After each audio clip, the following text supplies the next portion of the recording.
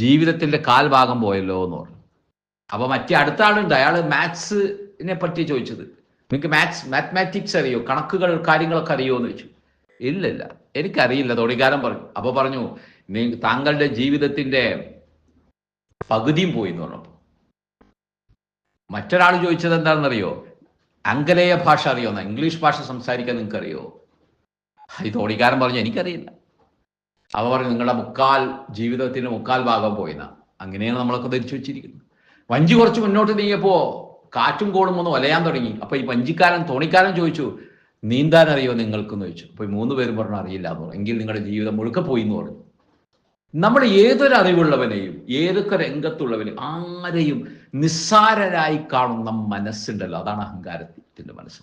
നമ്മുടെ ജീവിതത്തിൽ അത് കടന്നു വരാൻ പാടില്ല, നമ്മുടെ സംസാരത്തിൽ കടന്നു വരാൻ പാടില്ല എന്നതാണ്. അവരെയൊക്കെ പരിഗണിക്കണം, അല്ലേ?